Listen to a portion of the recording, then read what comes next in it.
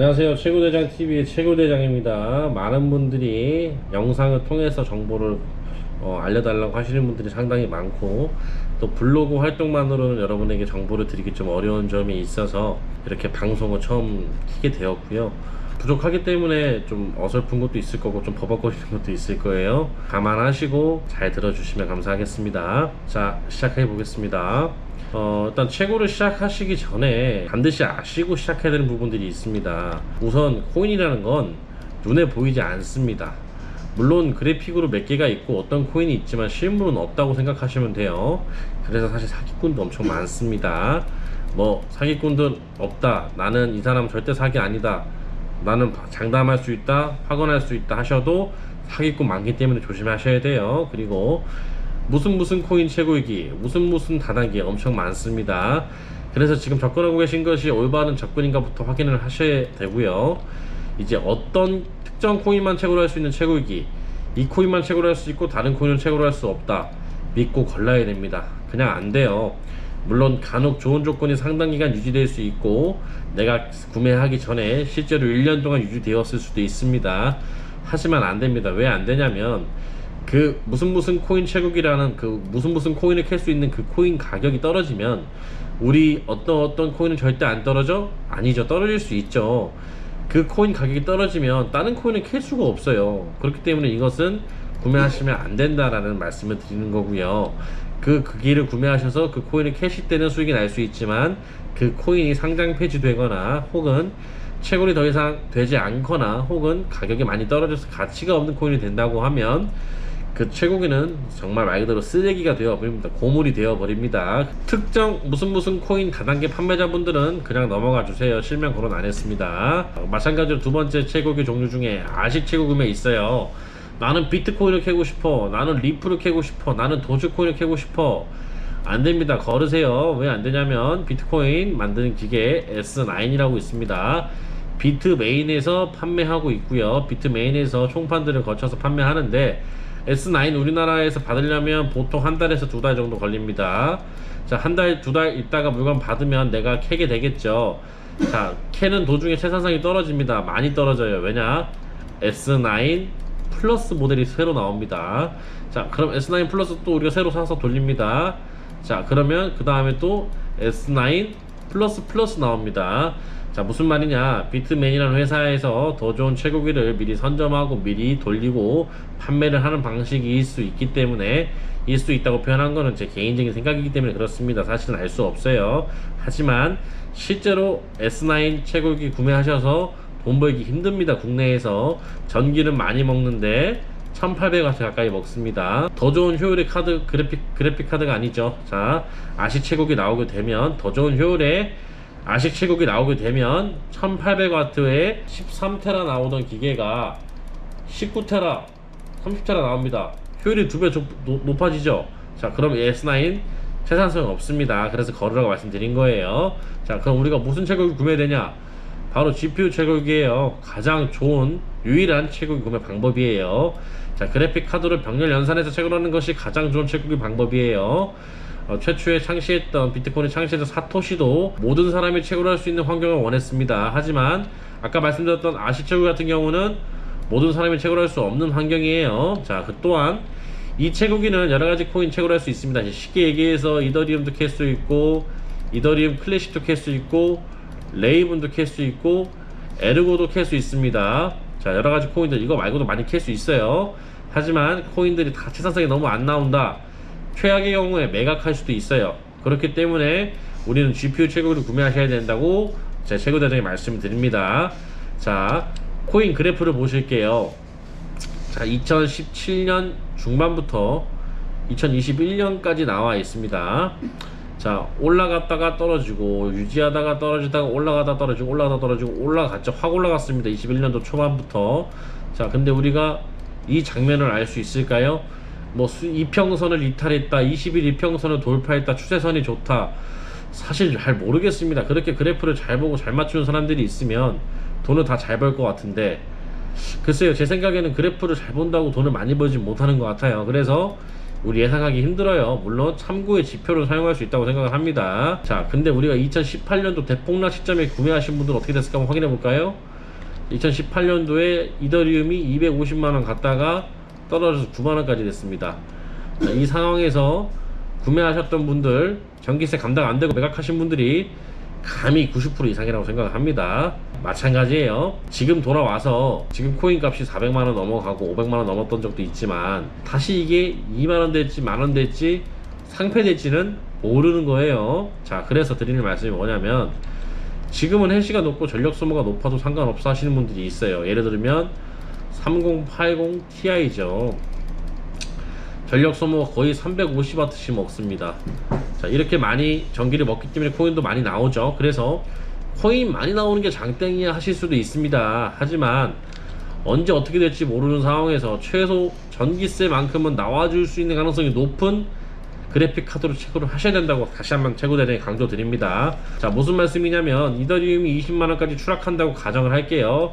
안 왔으면 좋겠지만 가정해 보겠습니다. 채굴량은 늘어날 확률이 높습니다. 채굴자들이 줄어들기 때문에 그렇죠.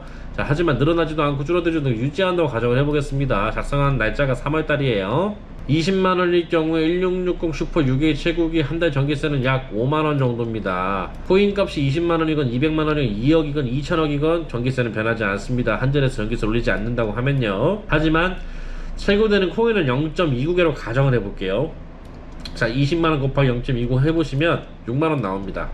전기세 내고 만원 남는데 이것도 사실 큰 의미는 없죠. 하지만 우리가 전기세를 밀리지 않고 내고 버틸 수 있어요. 버틸 수 있는 게 중요한 거고요. 똑같이 20만원으로 떨어진 상황에서 3080으로 만들어진 그래픽카드를 보겠습니다. 자, 한 달에 0.8개 채굴 17만원. 자, 0.8개 곱하기 20 하면 16만원이죠. 마이너스 1만원입니다. 사실 이것만 들어가는 게 아니에요. 임대료도 들어가고 인건비도 들어가는데 전기세까지 마이너스 난다고 하면 우리가 채굴기를 유지할 수 있을까요? 나는 한 대 5대니까 한 달에 마이너스 5만원 할 수도 있는 거 아니야? 라고 생각하실 수도 있어요. 하지만 우리가 채굴이라는 것은 한 달만 유지할 수 있는 게 아니고 이 암흑 시장에서 장기간 버틸 수 있는 그런 에너지가 있어야 되는데 마이너스냐 플러스냐는 상당히 그래서 중요한 겁니다. 또한 3080이 더 비싸겠죠. 1660 슈퍼보다. 투자 금액은 더 비싼데 마이너스가 납니다. 무슨 말씀인지 이해가 되실까요? 이더리움 절대 20만원 안해. 이더리움은 무조건 연말에 1000만원 될 거야 하시는 분들 여기 없죠. 물론 저도 1000만원 가길 바랍니다. 하지만 20만원 될 수도 있는 리스크가 있다는 거예요. 자, 따라서 저전력 기계, 감가 없는 기계 세팅을 해야 된다고 누누이 말씀을 드리는 거예요. 기계 해시가 높아야 채굴이 많이 되는 건 맞지만 해시가 높다고 가산이 있는 게 아닙니다. 자, 이게 무슨 뜻이냐면 우리가 이더리움 해시를 계산 한번 해보겠습니다. 자, 이더리움 해시가 만약에 100캐시일 경우에 100캐시면 자, 한 달에 0.05개 21만원 나오죠. 자, 0.05개 21만원 나오는데 이제 만약에 우리가 200캐시 2배로 늘렸다고 가정을 해볼게요. 자, 계산해보시면 어떠세요? 보시면 곱하기 2가 됐지 더 가산이 있진 않아요. 무슨 뜻이냐면 우리가 채굴량이 이 말씀드리는 부분에 있어서 해시가 높다고 더 많이 캐는 가산점이 있지가 않아요. 쉽게 얘기해서 1해시는 1메가 해시는 곱하기 100을 하면 100메가 해시가 되는데 우리가 기계를 많이 돌리시는 분이 더 유리한 구조가 아니라는 거예요. 공평하게 가져간다는 거예요. 물론 많이 돌리니까 채굴량이 당연히 많아지는 건 맞지만 이제 불합리한 구조가 아니라는 거예요. 100캐시를 돌리나 200캐시 돌리나 자기 해시에 비례하지 반비례하지 않는다는 뜻입니다. 자, 다시 본론으로 돌아와서요. 자, 이렇게 된 이유가 뭐냐? 상식적으로 보면 높은 힘을 가진 사람이 권력을 독식하는 게 사회 구조인데 왜 이것이 우리가 비례하게 가져갈 수 있냐라고 말씀드리는 게 무엇이냐면 우리가 풀이라는 곳에 가입을 하기 때문이에요. 풀이 뭐냐? 옛날에 보면 마을 있죠. 마을에 모내기를 하시는데 혼자서 모내기 하기 힘드니까 마을 사람들 같이 도와주잖아요. 그리고 이 사람도 이 사람 모내기 할 때 도와주고 이 사람도 서로 도와줍니다. 자, 풀이라는 것이 그런 마을 공동체라고 생각하시면 이해가 편합니다. 자, 혹시 게임 해보신 분들 많이 있으실 것 같은데 게임 해보신 분들 설명 쉽게 해드리자면 파티 사냥이라고 생각하시면 돼요. 게임할 때 파티 사냥 해보셨죠? 파티 사냥. 자, 우리가 보스 몬스터 잡으러 갈 건데 보스 몬스터는 힘이 세죠. 뭐 내가 혼자서 힘이 아주 강력하다면 잡을 수 있겠지만, 자, 이거 보시는 분들 초보자죠? 자, 초보자는 보스몬스터 못 잡습니다. 자, 보스몬스터가 이더리움이라고 생각을 하세요. 우리가 이더리움을 캐는데 이더리움이 저기 지하 밑에 있어요. 근데 우리가 이렇게 힘이 약한데 가서 캘 수 있겠어요? 못 캐죠. 그렇기 때문에 마을 공동체 사람들 같이 잡으러 가는 거예요. 우리 같이 약한 사람들끼리 모여가지고. 혼자 잡으면 엄청 오래 걸리거나 못할 수 있는 것을 내가 이 사람들과 같이 가기 때문에 가능하다.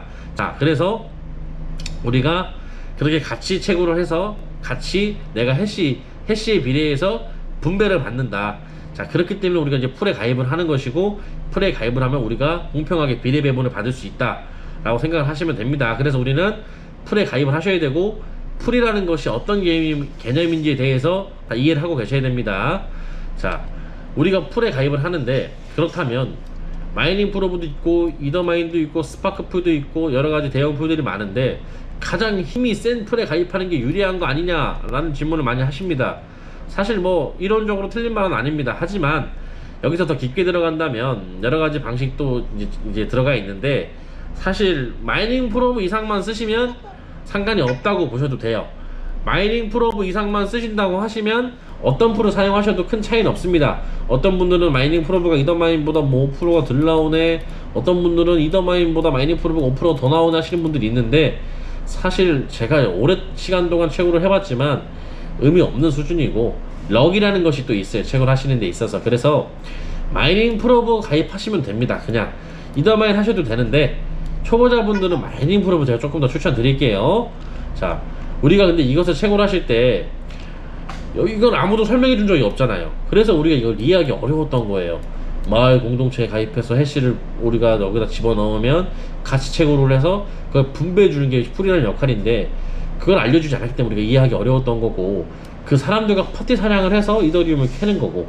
자, 여기까지 이제 풀에 대한 개념을 설명드렸고, 채굴을 어떤 기계를 구매하셔야 되고 어떤 풀에 가입을 해서 어떻게 이더리움을 캘 수 있는지에 대해서 설명을 드렸던 거고요. 이제 여기서 또 이제 더 중요한 점이 또 남아 있어요. 무엇이냐면, 우리가 이더리움을 채굴한다고 표현하잖아요. 사실 채굴하는 게 결과적으로 보면 분산 매입이에요. 분산 매입. 그 무슨 뜻이냐면, 우리가 전기세를 예를 들어 10만원을 넣고 20만원이 나온다, 코인이. 그럼 우리가 10만원의 이득을 보잖아요. 하지만 결과적으로 보면 20만원 코인을 얻기 위해서 우리가 10만원 전기세를 썼어요. 자, 그렇게 되면 우리 코인 평균 최고 단가가 나오겠죠. 자, 우리는 이더리움을 캐는 건 맞지만 사실 분산 매입과 다를 게 없다. 전기세를 내고 매입하는 것이다.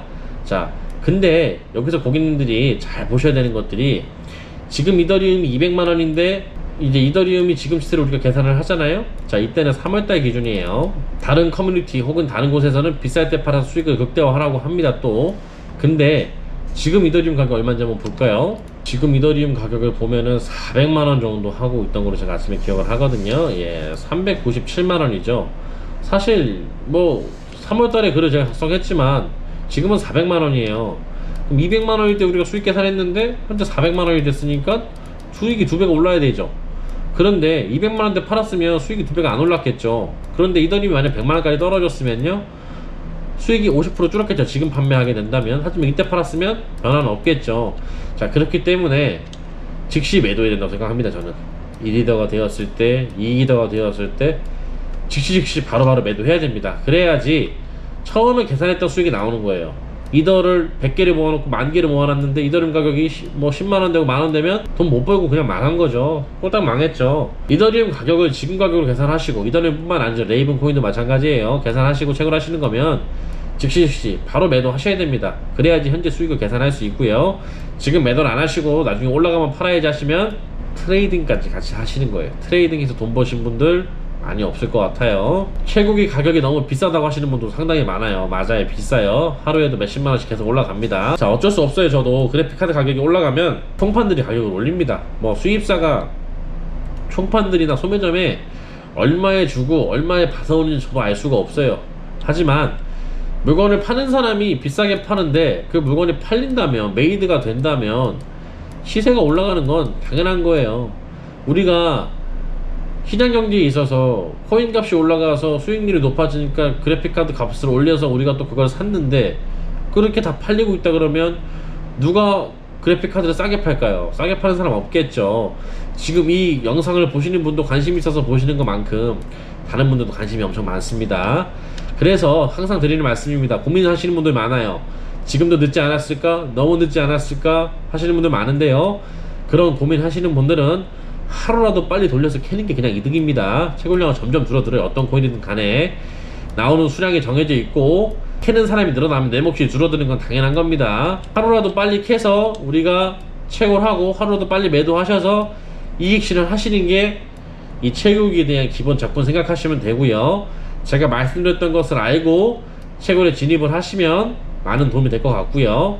궁금하신 점이 있거나 Q&A가 있으시면 댓글 달아주시면 제가 또 답변 드리도록 하겠습니다. 감사합니다.